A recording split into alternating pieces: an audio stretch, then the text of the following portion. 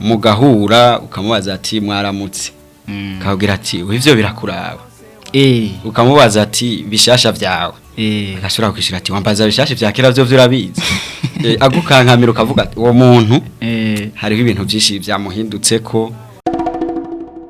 Radio televiziyo RTBB nijwigiza Burundi bwiza. Abakunzi imbonesha kure ibyiza by'u Burundi RTBB mwaramutse canke mwiriwe bivanye naho muherereye mudukurikirana muri kumande zine zigize isi aho turavuga bari ku mugabane wa Afrika bari ku mugabane w'Uburayi abari ku mugabane wa Asia abari ku mugabane wa Oceania ndetse n'abari ku mugabane wa Amerika mwese tuvuge duti sangwe kaze muze mu kiganiro twabateguriye ikiganiro muhindure ingendo duhindure ingendo uhindure ingendo ico kiganiro mukaba mwagiteguriwe na Jewe Simplice Nitetek hamwe na Jewe ndamva neza Eric. Ego rero tudatevye tugiye kubaganiriza ku kiganiro nyezina aho tuza kuganira ibintu dukunda guhura mu buzima abantu benshi usanga abayeho ariko ugasanga vyaranse ko abivamwo niyo mpamvu rero twaje kugira dushobore kugana duhanahana ivyumviro mbega ni gute twashobora kubivamwo. Rero ivyo navyo sibindi ni agahinda intimba dusanzwe tubayeho usanga ari kintu cadushikiye kitameze neza kigatuma tuguma tugendana umubabaro mu mutima. Rero mu kiganiro hindura ingendo hindure duhindure ingendo tuza kuganira ducirya nino aho tuza kwibaza mbega intimba niki mbega intimba yo biva kuki mbega ni gute twobona umuntu afise agahinda ku mutima mbega n'uruherungano rukunda gukarirwa tuza kwibaza kandi mbega n'igiki twoshobora gukorera umuntu yoba agendana agahinda gutyo rero biza kuba ariko vyifashe. Turabaye ikaze kandi twibutse ku batarakora suivre canke s'abonner aho turavuga ku mbuga ngurukana bumenyi kuri chaîne ya YouTube hamwe no kuri page ya Facebook guca mukora ho gakengeri kugira muzoze muraba bambere kuza muraronka ibiganiro bizoba byasohotse sangwe ikaze. Akunda mama wiwe muri sokwe nirunze tureke kwitana bamana akahise kabi tukemerane dutegurane kazoza keza. Ego nkuko mumaze kuvyumva turinjiye mu kiganiro nyezina aho tuza kurabira hamwe ibintu bijanye n'agahinda mibano dusanzwe tubayeho. Rero ntabishishije amajambo umutumire hano yamaze kubidondora mbega mutumire iyo bavuze agahinda baba bashatse kuvuga iki? Murakoze cyane. Iyo bavuze agahinda ni nk'umubabaro umuntu agendana muri we mu mutima utibonekeza udashobora kubibona ntubibonesha amaso directement. Ego mbega ni kihe kintu burya umuntu ashobora kubonera ko uyundi nk'ubu nka jewe cyo kwerekana ko no bandi mu gahinda cyane ndi mu mababaro nka wewe ndashobora kukuraba nkakuraba uko nahora ndakuziga nkabona ati umuntu hari icyahindutse mu buzima bwiwe hari ibitagenda neza gutyo nkashobora kubona ati uwo muntu arafise agahinda muri we sagaseseshwa rumuri. Urakoze cyane ariko rero je dibaza ko bakunzi bimbonesha kure ibyiza by'u Burundi RTBB murumva ko aho tubaye usanga umuntu byibonekeza mu maso kumbure bikaboneka nkuko atarasanzwe aboneka yashavuye eka n'ibindi mbe mutumire ni nk'ibihe bindi bintu byogaragaza umuntu ko ari mu gahinda iruhande y'iko kuntu abagaragara mbeho ni bihe bintu akunda kugaragaramwo kugira bariko baradukurikirana bashobore kumva neza neza uko uwo muntu yoba ameze. Murakoze cyane. Iyo umuntu agendana agahinda canke yasanzwe afise agahinda bashobora kumubonera nko mu bikorwa akora nk'akarorero kabona yari nk'umwigisha ukabona aje gutanga icigwa atameze neza. Yego mubwo mwico gihe urashobora kubona ati umwigisha ko mu minsi yahoraza atarameze uku ukiyumvira ati nta cyamuhindutseko. Ni mubwo buryo rero ushobora kubibonera ku bikorwa umuntu yahora akora. Urakoze cyane iruhande yo kumubonera mu bikorwa akora mbega hoho ntaho byoshika ugasanga imvugo umuntu ariko arakoresha ziragaragaza ko umuntu yoba ari mu gahinda. Na cyane cyane urashobora kuba ufise nk'umugenzi mwahora muyaga neza mugahura ukamubaza ati mwaramutse akabwira ati ivyo birakuraba ukamubaza ati bishasha vyawe agashobora kwishira ati wambaza bishasha vya kera vyo urabizi agukankamira ukavuga ati uwo muntu hariho ibintu byinshi byamuhindutse ko siko na muziga. Tugushimire cyane bakunzi bimbonesha kure ibyiza by'u Burundi RTBB murumva ko bidasanzwe burya usanga tugendana gahinda tukagendana intuntu ariko nitumenye yuko dufise ico kibazo. Mbega hoho mutumire Eric ndakubaza hajya nk'umuntu ushobora guhura yahora guhari ifite nk'akarorero ugasanga kare umuhagaritse aho gace yongereza umuriro ubwo byo izo ntibyo bituruka ku gahinda canke intimba ikintu cyo camashikiye. Navyo birashoboka kuko gasanzwe kava ku bintu vyinshi bitandukanye shobora kuba bitariko biragenda neza ku kazi shobora gusanga yahuye n'ikindi kibazo mu muryango shobora gusanga yahemukiwe ni vyinshi cyane kwico nyene waruvuze tibishura kuba vyavuye ku bintu bitandukanye aho nyene cinda kubaza mbega neza na neza ni nk'ibihe bintu novuga ati bituma haboneka intimba ni yihe source y'intimba canke agahinda kuri twege abantu. Murakoze cyane agahinda bwa mbere bwogwo karashobora gutegwa n'urupfu mukabura nk'umuntu mu muryango mwakunda abagashobora kwibonekeza agahinda guhemukirwa ndavuga nko mu rukundo urashobora guhemukirwa na agahinda kakakuzura hajya umukunzi yaguhemukiye mwari mugeze ku rundi rugero rwo kuvuga ati twavanse dutere tuje imbere gacha guhemukira rumva gusubije kubusa birumvikana cyane bakunzi bimbonesha kure ibyiza by'u Burundi RTBB murumva ko bidasanzwe murumva ko bitoroshe ariko hano jewe kumwe n'umutumire tuca ijya nino tubaganirize mbega ni gute twoshobora kubana n'umuntu ari mu gahinda tukamufasha mbega ni gute twoshobora kukirinda gutyo tugashobora kubandanya tumererwa neza. Radio televiziyo RTBB nijwi ryiza Burundi bwiza. Bakunzi bimbonesha kure byiza by'u Burundi RTBB ikiganiro ni mpindura ingendo uhindura ingendo duhindure ingendo ndi kumwe n'umutumire mwamaze kuvyumva turiko tuganira ducijya nino ku bijanye n'intuntu intimba canke akabonge mbega mutumire by'ukuri hoba hariho ingaruka mbi canke hoba hariho akamaro kuko burya nta kintu kibura novuga avantage et inconvénient nk'akamaro canke intimba byo bari nk'ivyahe mu majambo make. Murakoze cyane nta kintu kigera kibura akamaro kibura ingaruka mbi reka mpere nko ku ngaruka mbi iyo uri mu gahinda urashobora kubura itiro utigute ashobora kuja kuryama aho gutora itiro ukaguma wibuka ibi bintu byarambaye ko ukabura umwanya nyene wo gufata ati reka ni concentre sinzire ivyumviro byaguteye agahinda kaguma bizunguruka mu mutwe bigatuma nyene bicaye kugira ingaruka mbizo kudasinzira. Ego ushobora no gutakaza ibiro bikagabanuka. Ego ariko ngaho tumeze nk'uhabangira gato akenshi bavuga ko umuntu ati ibiro bivanye no kungene ibintu vy'imifunguro imfunguro yahora afungura zahindutse n'agahinda karatuma umuntu atakaza ibiro. Rero ni ryari umuntu atakaza ibiro kandi afungura neza ni mu gihe umaze kuri mu gahinda kwanza. Yego nturonka umwanya wo kuwikonsantra n'ivyo byo gufungura guma wumva yeni wawe umenga n'umunyu n'isukari ntigisosa muri wewe byose ugasanga amenga wararambiwe yego bigaca bituma utakaza ibiro. Nta yindi ngaruka mbi uretse ivyo byo gutakaza ibiro washobora kutubwira. Iyindi ngaruka mbi iyo umuntu afise agahinda ashobora kugira urwanko hagati y'abandi na bagenzi we kaguma yumvira uwamutiye agahinda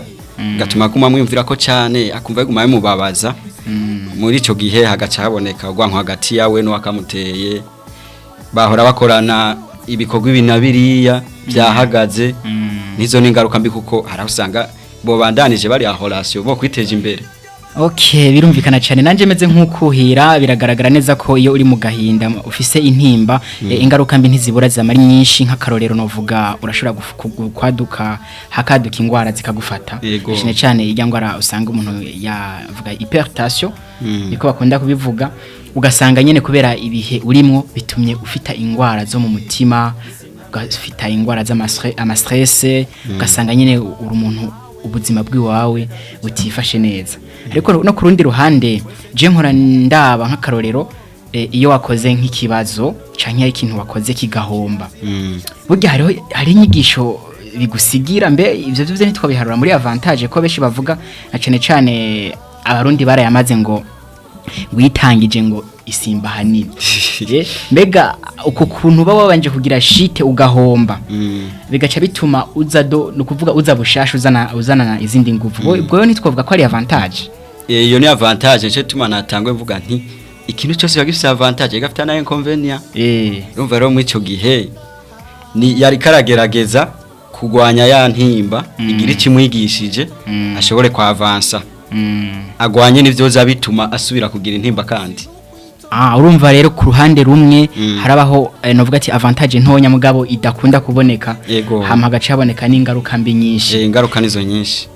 bakunzi imbonesha kure ibyiza by'u Burundi RTBB murumva ko ikiganiro umutumire bariko baradufasha umutumire je nawe turiko turaganira ducijya nino ku kijanye ni kungene twokwirinda intimba tukirinda n'agahinda mbega hoho mutumire tugiye kuraba akenshi mu kino gihugu cacu eka no mu bindi bihugu kuko ino mbonesha kuri sanzwe kurikiranwa n'isi yose ubwo nta bantu babanditsi kurya babivuga abanditsi baba baragize ico bavuga kubijanye n'intimba n'agahinda murakoze cyane abanditsi barahari cyane barahari nashobora kuvuga nka Victor Hugo umufaransa ego avuka mu gisagara ca Besançon yarashoboye kwandika muri homa yiwe yise Les Misérables oui yise Les Misérables aho mu personnage principal yatewe n'agahinda uwo mu personnage inkuru isubira nyuma yakora muri societe acariba umukate umushefu wa societe rero atangura kumufata nabi baramukumira caramutera agahinda acaragerageza aravuga ati nubwo ibi bibaye singume niyumvira ku vy'agahinda kuko ntaho vyonshitsa ahubwo reka nige ingene noshobora kugasimbuka yego kakagira ico kanyigishije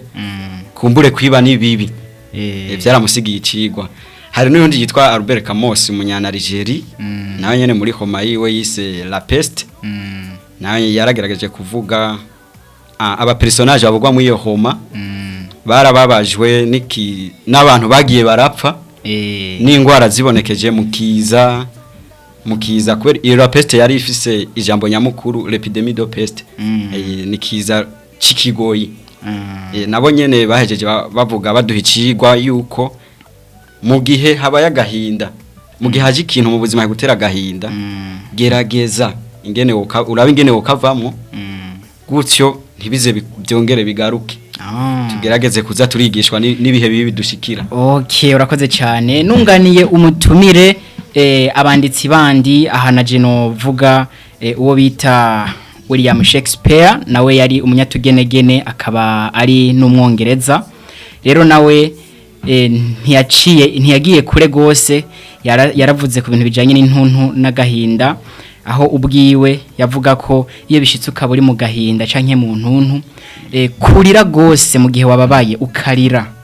bituma umubabaro ugabanuka ico nico yavuze ku bintu yanditse bijanye n'intuntu n'agahinda hariho uyundi kandi yitwa Elizabeth Kubler-Ross wonawe yavutse mu kwezi kw'indwi mu 1926 avukira mu gisagara ca Zurich mu Busuwisi acapfira kandi mu 2004 mu kwezi k'umunani aho bita muri mu gisagara ca Arizona muri leta zunze ubumwe za Amerika rero uwo mudamu novuga ko mu vyo yarasanzwe akora harimo yaravura umutima mu Gifaransa wo bita mu psychiatre yaravura umutima rero nawe nyine yarasanzwe yari umukinnyi w'amafilime aho yamenyekanye mu filime yiswe yamenyekanye ku izina rya World Beyond Death rero nawe kubijanye n'intuntu n'agahinda yaragerageje yarerekanye inzira zitanu abantu benshi bakunda guhuriramwo mu gihe bari mw'ico gihe c'intuntu n'agahinda aho ubwa mbere na mbere yasiguye ku kintu kijanye na rodeni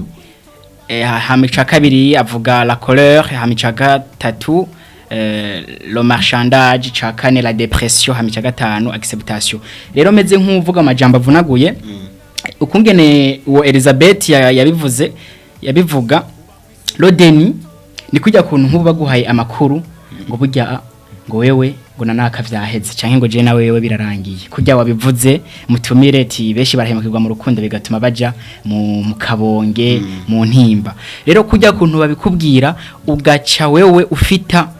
ukiyumvira mbega ibi bintu nivyo canke sivyo bikanka kubitahura ukibaza rero iyo niyo etape ya mbere yise rodeni hama etape ya kabiri ariyo yise la colère ni kujya kuntu ibintu bamaze kuvyumva nyene umaze kuja hano gaca wumva menga urababaye nyene nukuvuga ni rezilita yabijya bintu wabonye ce wumviso bwa mbere hama rero etape ya gatatu iyo yise le marchandage ni kujya kuntu maze kuvyumva wababaye uri kuragerageza rero mbega ndabivemo gute noshobora gusubira kuri eta ya mbere gute hama rero etape ya kane ni depression numva yagerageje ngene yo bivamo mugabo vyanse hagezeho rero ibintu bice bimufata mu mutima nyene avuga ati je kweri nagerageje vyanse agaca rero aguma nyene ababaye atuntuye rero etape ya nyuma ni acceptation kandi natwege abantu benshi barakunze kubikoresha hajye umuntu avuga ati je niyakiriye nagerageje nacirya nino numva nyene narambiwe hasigaye aho Imana gusa agaca yiyakira rero uko niko